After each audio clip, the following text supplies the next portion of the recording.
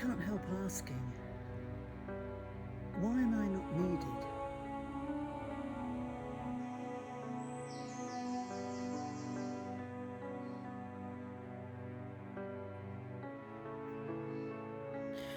The loss of the tribal medicine man is something that can only be described as a tragedy. When people are living through hard times, they always needed someone who could help them with their troubles, their problems, their questions, their grief. It can only be described as a tragedy.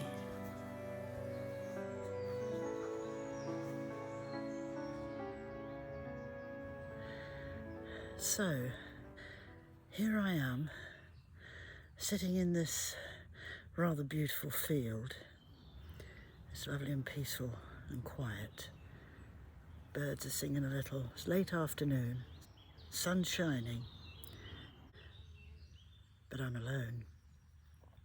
Because the days of the old medicine man are numbered in terms of, well, we're very thin on the ground now. Medicine men and women who are authentic, who belong to an ancient line, because we do not fit into this modern world, I feel as if I should have a bit of a community around me. Communities were what the ancient past was about, and communities introduced medicine people when times got tough. There's records of tribes not having medicine men and women at all in their tribes in early days. They seemed to come along when the West started its games. But it's all about civilization. It's all about the civilized mind trying to get tribal people to think differently and do things differently. So the medicine men and women tried to work a spell to counteract this, to make it go away.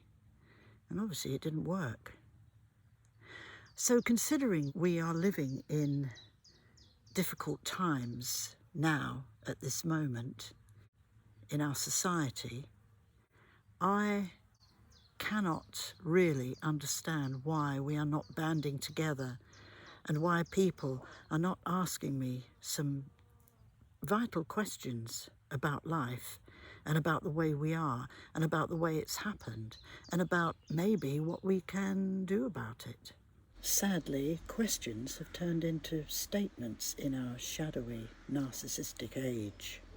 People no longer wish to ask questions about life when they can produce statements courtesy of technology where anything at all can be discovered.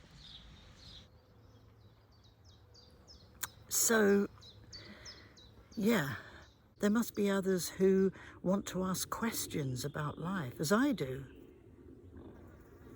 Because if I can ask questions about life, can't you? Shouldn't we be challenging ourselves now? Shouldn't we now be pushing ourselves forward to try and break out of this rut? What do I have to do to awaken people? Do I have to sell myself on Facebook? Do I have to shout and scream about it? Why are the questions not there in people's minds, on people's lips? Why have we sunk so low into lethargy and slumber when we've got the natural world sprouting and blooming all around us? The birds singing, everything's the same within nature.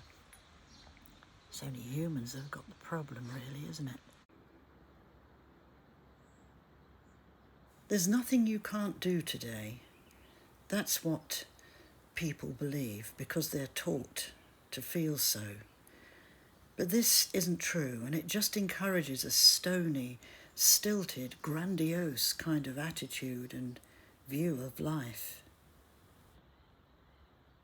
When I say I feel I am not needed, it isn't something that I'm feeling self-piteous about at all. It isn't something that I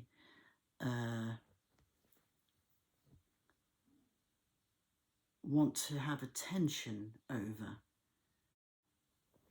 When I say I'm not needed, I'm talking purely about my role in life. The role that was passed down to me from ancestors. Most ancient tribes, they were always thinking about ancestors. Ancestors were one of the most important things.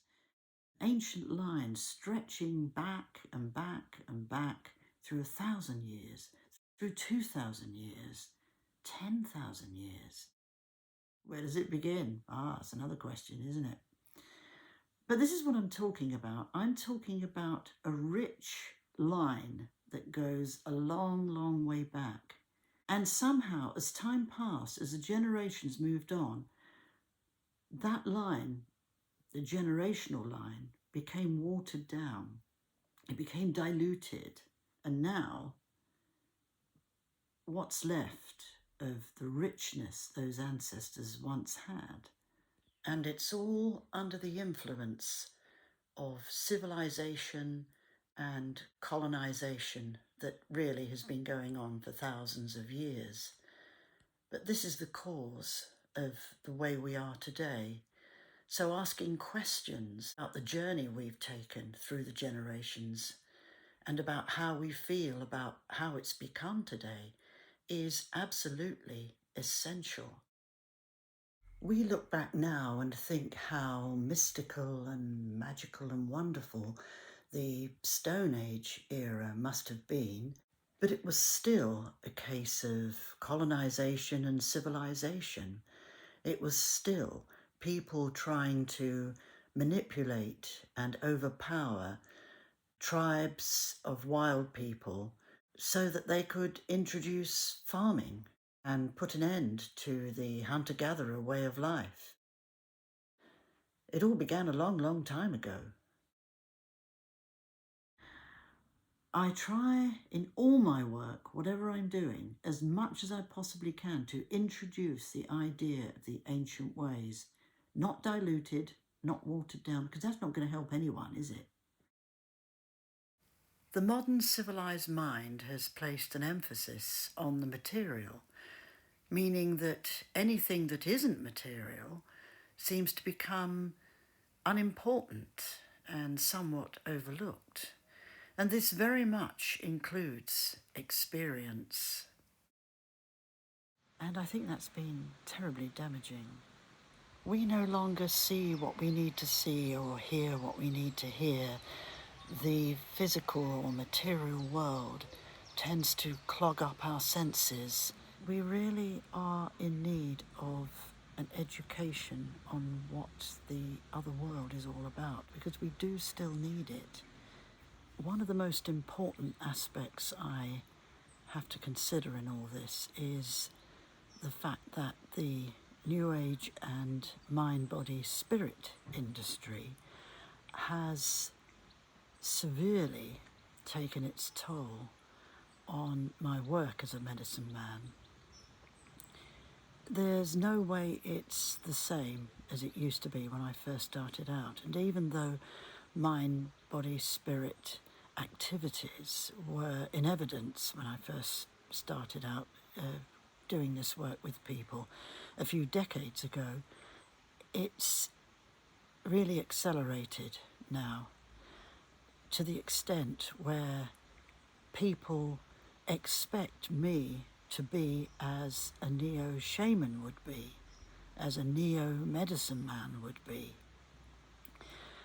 So if I advise them to work in an ancient way and to tackle their problems in an ancient way, it doesn't always work. I have suffered a great deal as an authentic medicine man at the hands of the New Age industry, and anyone who thinks I should be tolerant of it, I'm afraid it's just very abusive. It's very disrespectful. So while cultural appropriation is so rife in the Western world, as it stands today, we have to work really hard to reinvigorate our instincts and our intuition, and in many ways our natural intelligence. We have to develop a feel for ancient culture, and also we have to work out what neo-shamanism, born of the mind, body, spirit, New Age era, is doing to us. What is it doing to us? It's very damaging, chiefly because it strips away what medicine people in past times have had to offer. It means that people no longer wish to look at their behaviour, look at the situations they find themselves in, which an ancient medicine person will be able to help them with. It also helps to rebalance our relationship with the natural world and the natural other world, both of which were deeply and highly respected. And everyone should start to reflect on the fact that the New Age or mind, body, spirit era we're living in is an actual industry created for the consumer. Cultural ideas, cultural ways, cultural habits and influences shaped to fit a store of objects and paraphernalia for the consumer. That's all it's come to, and that is a really bad influence. There's absolutely no other way to see it today than to admit that the New Age mind, body, spirit era is actually born of narcissism. We live in a narcissistic age today, and narcissism will be guaranteed to travel into every area of life. So that's why I feel I'm not needed, because nobody needs the kinds of things that real tribal community can bring to us. It needs to be a tribal affair, it needs to be authentic. It isn't about a civilized attitude at all. You can't sit as an individual doing it all on your own. That's never going to work. We need to have a much more simplified outlook and attitude to this. Sacrifice that modern way of thinking. Dig down so that you find that seed, that ancestral seed that's there, which we all share. We are all one family at the end of the day. Should tribal medicine people become has-beens when they've survived for thousands and thousands of years, should the Romany medicine man of the West, probably the only one left in the West, become a has-been? You know, sometimes I think we just don't have a clue what the natural world is all about. Listening to the birds singing, if you can get to a place where you can hear the birds singing, it's quite liberating. To harmonise with the simplicity of what the natural world is doing, surely that's one of the best things we can ever do. Great. So, why am I not needed? That's something I'll continue to think about.